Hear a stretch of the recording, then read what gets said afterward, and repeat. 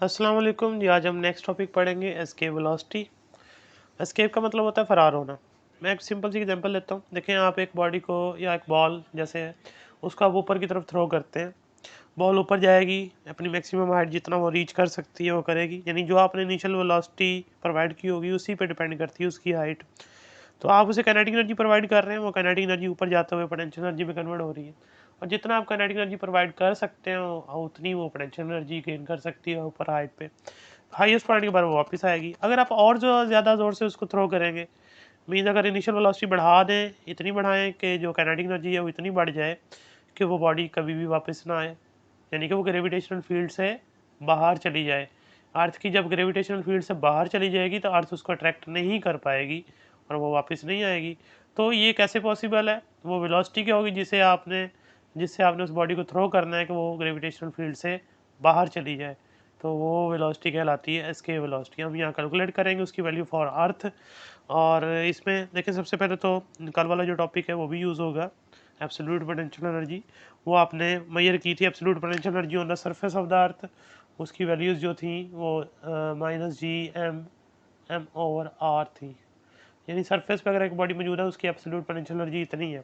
आप उसे kinetic energy देंगे, काइनेटिक एनर्जी कन्वर्ट होना शुरू होती है पोटेंशियल एनर्जी में ऊपर की तरफ जाते हुए, और वो ग्रेविटेशनल फील्ड से बाहर चली जाती है। ग्रेविटेशनल फील्ड से बाहर जाने पे जो एब्सोल्यूट पोटेंशियल एनर्जी है वो ज़ीरो हो जाएगी, क्योंकि फील्ड ख़त्म हो जाएगा।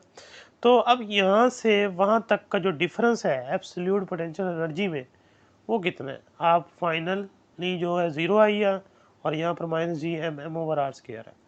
तो इसका डिफरेंस लें, इतनी काइनेटिक एनर्जी आपको प्रोवाइड करना होगी जो इसके डिफरेंस के बराबर होगी। तो जो आप काइनेटिक एनर्जी प्रोवाइड करेंगे वो इन दो पॉइंट्स के दरमियान जो एब्सोल्यूट पोटेंशियल एनर्जी है उसके डिफरेंस के बराबर हुई, तो उसे वो वेलोसिटी मिल जाएगी जिसे हम नाम दे रहे हैं एस्केप वेलोसिटी, और वो बॉडी ग्रेविटेशनल फील्ड से बाहर जा सकती है। तो फिर हम सबसे पहले तो बात करते हैं इनिशियल काइनेटिक एनर्जी जो हम उसे प्रोवाइड करेंगे वो कितनी होगी जी। हम कहते हैं ½ mv²। वी के साथ छोटा सा ESC लिख दें एस्केप वेलोसिटी के लिए। और जब हम इसे अर्थ सरफेस पे ये प्रोवाइड करेंगे ताकि वो इन्फिनिट डिस्टेंस कवर कर सके, इसकी पोटेंशियल एनर्जी तारी से पहले चेंज होगी, इंक्रीज़ होगी। तो इंक्रीज़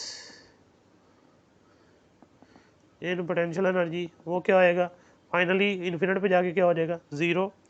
और सरफेस पे क्या थी, -G m/m/r। तो माइनस माइनस प्लस हो जाएगा, ज़ीरो ख़त्म हो गया। तो ये आ गई जी, ठीक है जी। तो अब हमारी इनिशियल काइनेटिक एनर्जी जब इंक्रीज इन पोटेंशियल एनर्जी या चेंज इन पोटेंशियल एनर्जी के बराबर होगी तो ही बॉडी क्या अटेन करेगी, एस्केप वेलोसिटी। तो हम इसको कंपैरिजन करते हैं, ½ mv एस्केप स्क्वायर और उसके बाद G m/m/r। अब यहाँ से इसको सॉल्व करें, वी एस्केप को सेपरेट कीजिए। तो पहले देखें m जो है वो बॉडी का वो तो कैंसिल हो जाएगा, स्मॉल m कैंसिल हो गया, दोनों तरफ 2 मल्टीप्लाई हो जाएगा। इधर वी एस्केप जो है स्क्वायर के साथ 2G m/r आ गया। तो दोनों तरफ स्क्वायर रूट लीजिए, स्क्वायर रूट 2G m/r। यहाँ पुट कर सकते हैं वैल्यूज़, जी की मास ऑफ द अर्थ और रेडियस ऑफ द अर्थ, आपको एस्केप वेलोसिटी मिल जाएगी। लेकिन इसको मज़ीद सिंप्लीफाई किया जा सकता है, आंसर फिर भी ये वही आना है। सिंप्लीफाई इसलिए क्योंकि आपने स्मॉल जी की वैल्यू पढ़ी होगी 9th क्लास में, G m/r²। यहाँ से देखें r² है, एक r इधर ले जाए और एक r जो है वो इधर ही रहने दें। तो देखें G m/r उसकी जगह क्या लिख दें आप, स्मॉल g और कैपिटल R।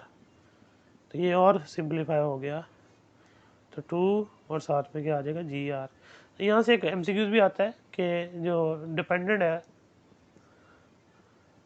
एस्केप वेलोसिटी वो किस बात पे है, मास ऑफ प्लैनेट पे।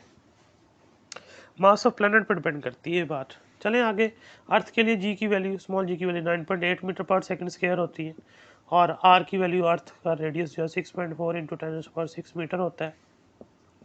तो यहाँ पुट कीजिए, उसका आंसर आ जाएगा 2G की जगह 9.8 और इसकी जगह 6.4 × 10⁶।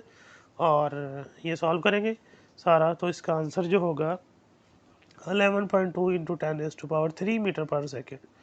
आप 10⁻³ को किलो लिख दें, ये किलोमीटर पर सेकंड हो जाएगा। अगर आप सरफेस पे एक बॉडी को अपवर्ड कितनी वेलोसिटी से थ्रो करें, 11.2 किलोमीटर पर सेकंड से, तो वो बॉडी एस्केप वेलोसिटी अटेन कर लेगी और वो ग्रेविटेशनल फील्ड से बाहर जा सकती है। आपकी साइड बॉक्स में डिफरेंट जो प्लैनेट्स हैं उनकी एस्केप वेलोसिटी दी हुई है, वो याद रखनी है। खासकर पहले मून देखें, मून की जो है वो 2.4 है, और इस तरह जो सबसे ज़्यादा है वो जुपिटर की है, 61 किलोमीटर पर सेकेंड। तो ये याद रखना है, सबसे ज़्यादा किसकी है, जुपिटर की। ये MCQs आया हुआ है पेपर में। बाकी तो किस्मत हो तो कुछ भी पूछा जा सकता है इस साइड बॉक्स में से, MCQs तो किसी तरह भी बनाया जा सकता है।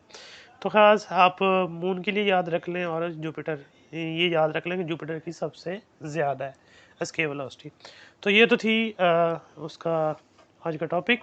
तो कल इंशाल्लाह नेक्स्ट हम इंटर कन्वर्जन ऑफ एनर्जी पढ़ेंगे, यानी law of conservation of energy, जो आपने छोटी क्लास में भी पढ़ा है वो पढ़ेंगे, और फिर उसको प्रूव करेंगे कि एनर्जी जो है ना हर पोजीशन पे सेम रहती है, जस्ट अपनी फॉर्म चेंज करती है। तो टिल देन टेक केयर।